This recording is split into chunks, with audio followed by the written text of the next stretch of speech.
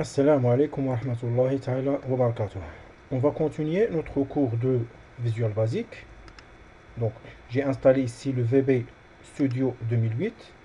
Donc, vous trouvez ici cette icône. Simple clic. Donc, le projet se lance. Donc, vous trouvez ici cette interface composée par le menu principal et plus projet récent. Donc, ici, aucun projet réalisé. Donc, avec bouton ouvrir, si vous avez déjà un projet déjà réalisé, vous pouvez le compléter. Et ici, une fenêtre pour la création d'un nouveau projet. Donc, je clique sur créer un nouveau projet et vous trouvez deuxième fenêtre qui se lance. Il vous demande de choisir quel type de projet que vous voulez réaliser. Soit un projet visuel basique, donc votre projet visuel basique composé par les modèles suivants, donc application Windows qu'on va utiliser nous, application Windows formulaire ou projet ASP.NET, soit vous cliquez ici, donc soit par exemple si vous cliquez sur Windows, il va vous donner que les éléments de Windows. Le web, il va vous donner les éléments de web. Même chose pour Smart Device, c'est un élément de création des applications PDA. Et même chose pour Office, les bases de données, jusqu'à... Donc il y a autre type de projets et les projets de test. Donc nous, on va choisir Windows et Windows Application. Et vous devez bien sûr utiliser plateforme, la dernière. Donc par défaut, il s'affiche, mais vous devez vérifier est-ce que la dernière de préférence. Et ici, il vous demande le nom de projet. Donc si vous cliquez directement sur OK, alors le nom de votre projet, il va prendre le nom Windows Application 1 et il va se stocker dans ce chemin. Mais si vous avez un autre chemin, vous pouvez cliquer sur Créer ou sur Parcourir. Voilà, c'est Parcourir. Et vous devez aller vers votre emplacement. Moi, donc, je vais aller vers Ordinateur, Disque dur C, Courte Camtasia et VB Formulaire. Donc, j'ai déjà un dossier qui s'appelle Projet. Donc, je vais le stocker ici et je clique sur Sélectionner. Donc, voilà, c'est jusqu'à le projet. Et après, lorsque vous tapez un nom de projet, donc si vous laissez ce nom, donc ce nom qui s'appelle Windows Application 1 sera copié ou sera créé sur le dossier qui s'appelle projet. Mais donc je vais utiliser un autre nom, par exemple, c'est premier pas, ou donc test.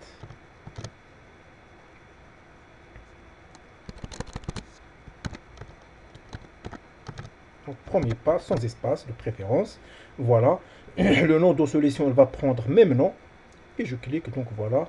Si je clique sur OK, donc mon projet sera réalisé sur ce dossier qui s'appelle projet. Donc un moment, donc il va créer notre interface. Voilà. Interface par défaut composée par une seule feuille qui s'appelle forme 1 et My Project. Donc voilà. Et voilà notre feuille.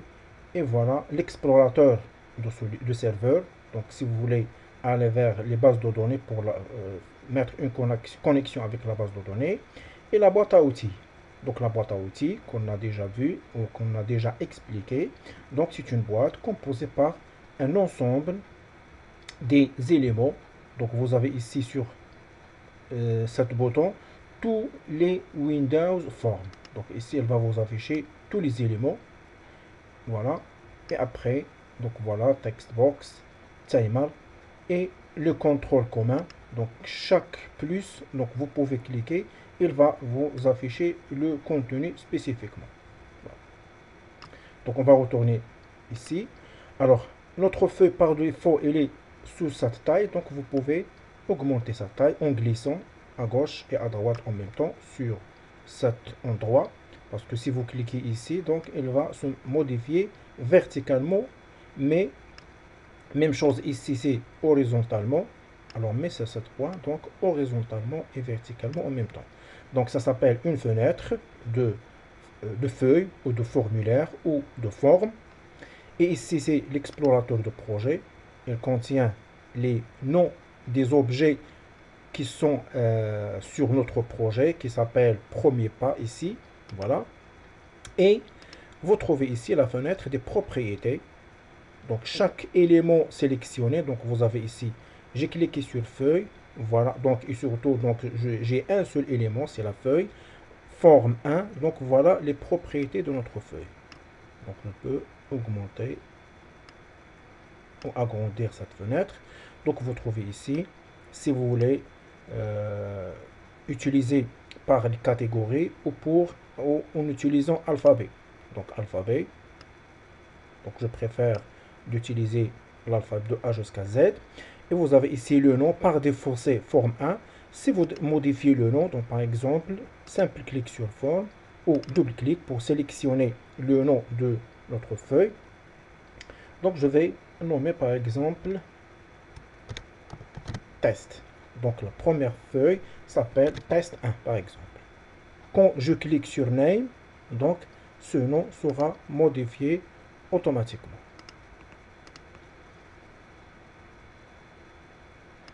Donc voilà, test. Et à l'intérieur, donc vous pouvez modifier d'autres éléments comme la couleur, comme l'alignement et s'il y a. Donc vous avez ici test, le titre, donc c'est forme 1. Donc j'ai nommé test, donc donc pour le texte, vous pouvez utiliser des espaces, mais pour le nom, c'est pas possible d'utiliser les espaces sur le nom. Donc test, mon premier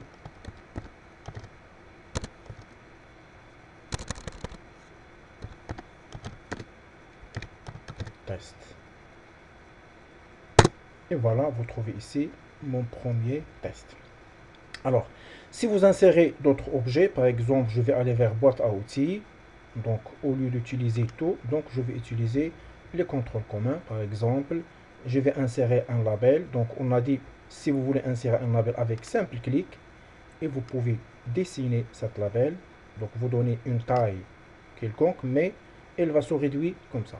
Mais, ou vous pouvez utiliser avec double clic. Donc, elle va vous afficher la taille ou un autre label à côté.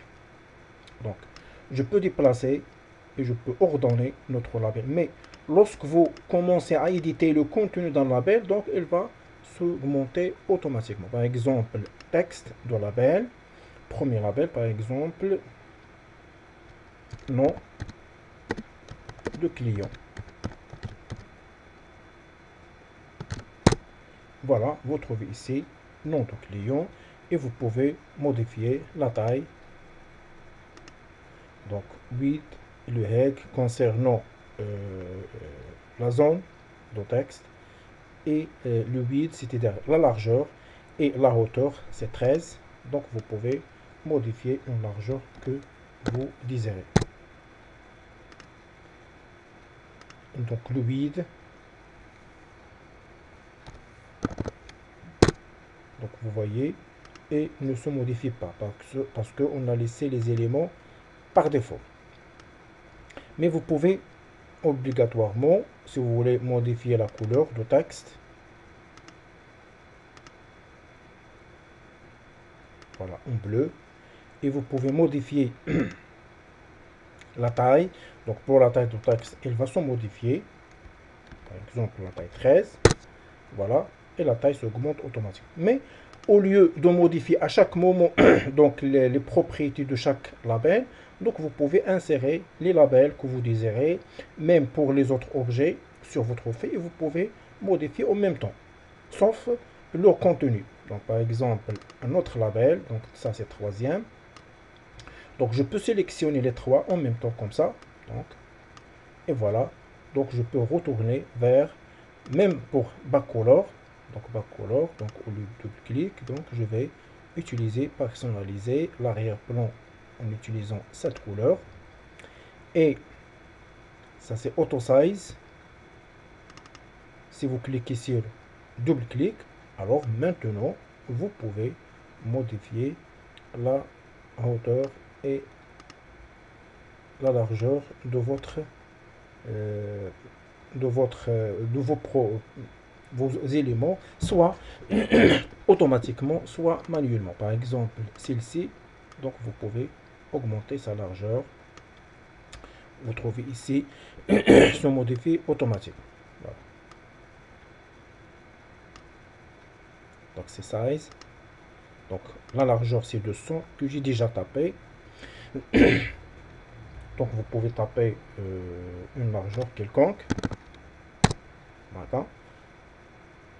Donc c'est très grande. Donc je tape que 200. Voilà. Donc si vous voulez modifier sur tous les objets, donc vous sélectionnez et voilà. La propriété essentielle c'est font.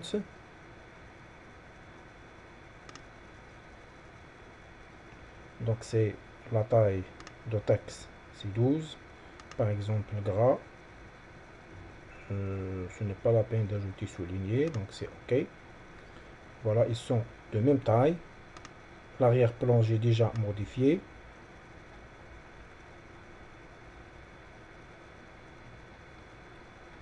La couleur utile. Voilà, c'est fort color de texte. Donc j'ai utilisé le bleu, même chose, je peux générer une autre fois, même. Et avec, puisque j'ai déjà sélectionné les trois en même temps, je peux modifier leur size.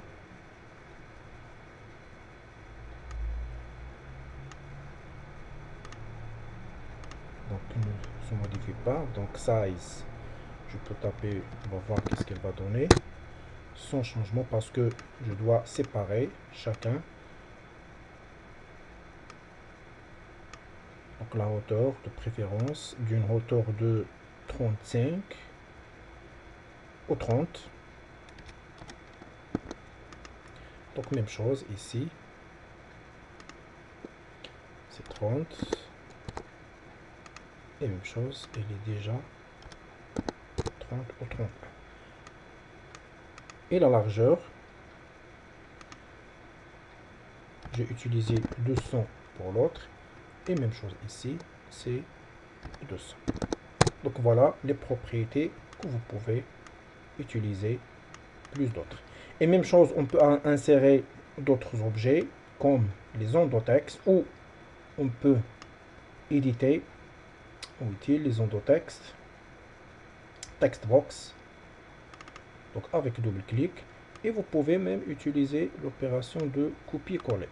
Donc copier, coller automatiquement la deuxième sous le nom textbox 2. Vous voyez ici une ligne qui vous donne l'alignement horizontal et vertical.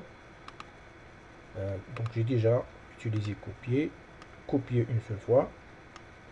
Et voilà, vous pouvez les sélectionner en même temps pour donner une largeur. Donc largeur, toujours, je peux utiliser par exemple 200. Et la hauteur, donc c'est 40 comme les autres. Pour avoir une même hauteur. Donc je vois que la hauteur ne se change pas. Donc obligatoirement, ça ce sont des largeurs automatiques ou la hauteur automatique. Donc c'est pas grave. Alors on peut même changer la taille de contenu. Donc parmi les propriétés essentielles que vous pouvez utiliser, donc c'est full color en noir. Et on peut changer la couleur par exemple avec cette couleur. Et même chose pour fonts. La taille, on peut utiliser 12. Et même chose par exemple italique. Et vous voyez automatiquement la hauteur augmente. Et on peut ajouter, donc pour faire un test du début, donc je peux insérer un bouton de commande. Voilà. Alors pour bouton de commande, vous pouvez même changer en même temps. Donc en rouge par exemple. Voilà. Avec une taille. Donc soit vous cliquez sur ça, donc voilà, soit vous cliquez sur ça plus, il va ouvrir les tailles. Donc la taille, donc 16.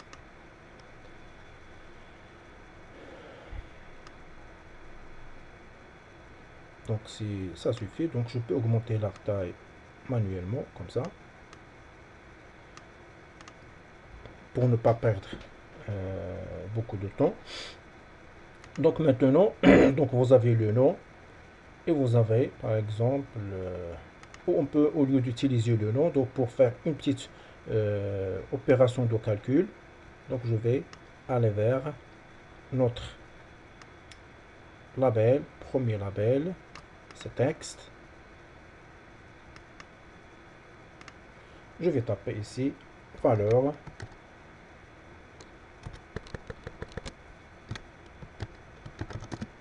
valeur 1 et ici valeur 2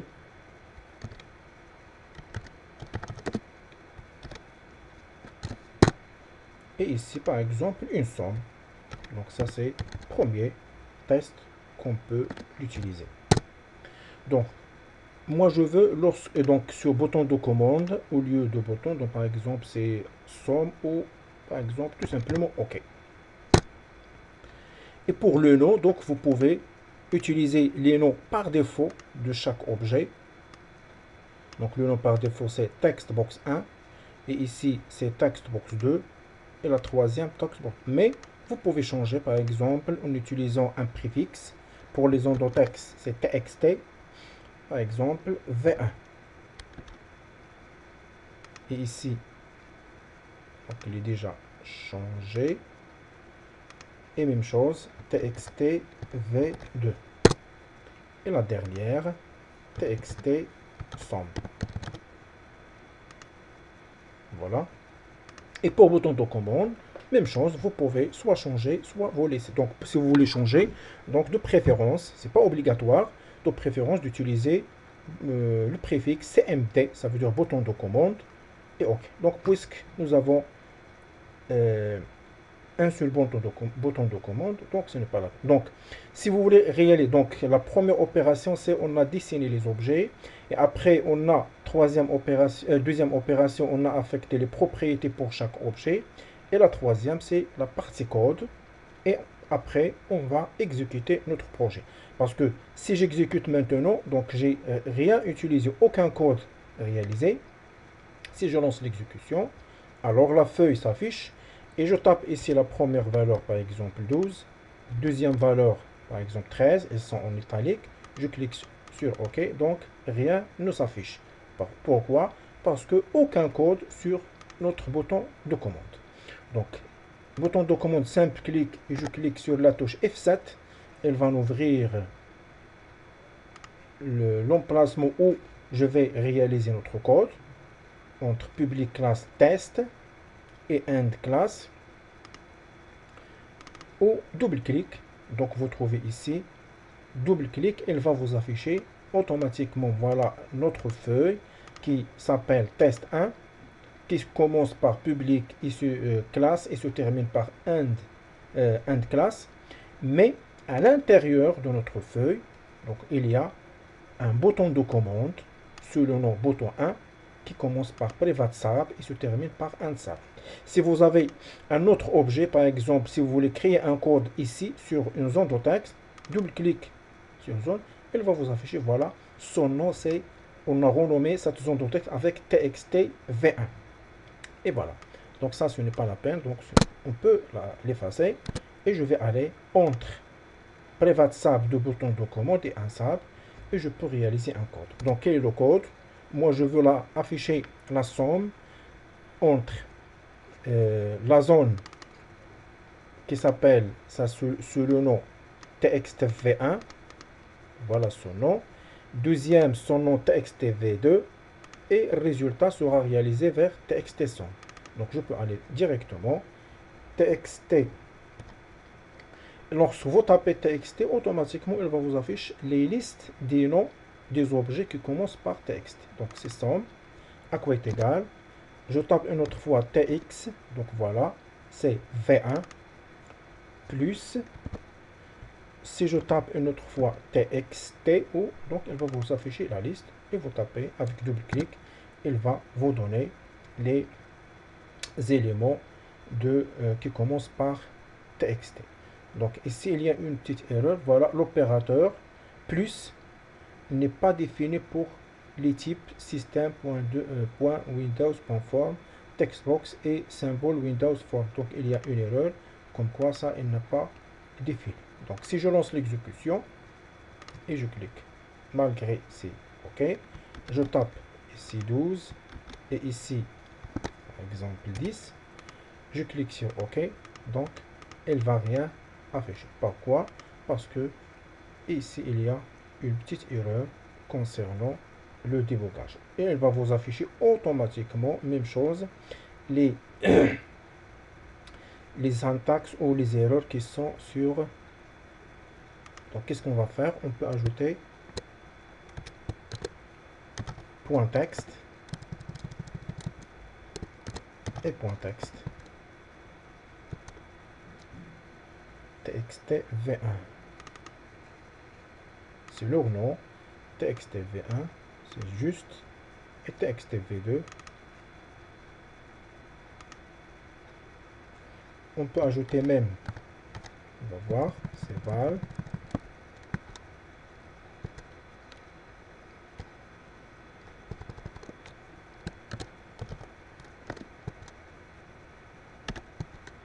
voilà, donc txt.text elle va afficher. Donc moi je veux laisser val à la fin, c'est pas maintenant. Voilà, txt son point texte est égal txt v1.text plus. Moi si je lance l'exécution maintenant, je tape 12 par exemple et 13 et leur somme c'est 12 13. Pourquoi? Parce que ce sont des ondes de texte, ça veut dire elle va considérer leur contenu comme un texte, comme si vous tapez deux caractères A et deuxième valeur ça B, donc elle va vous donner leur somme c'est AB.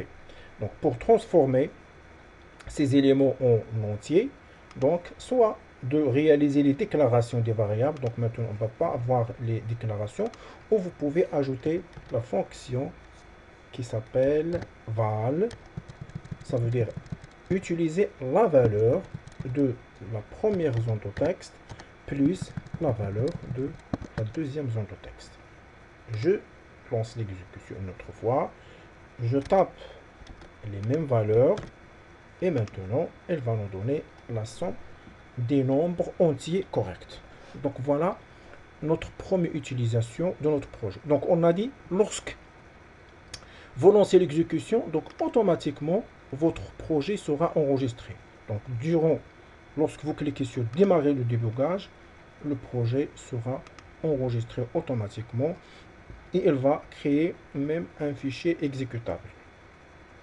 Voilà, et à la prochaine. Wassalamu alaikum wa rahmatullahi wa barakatuh.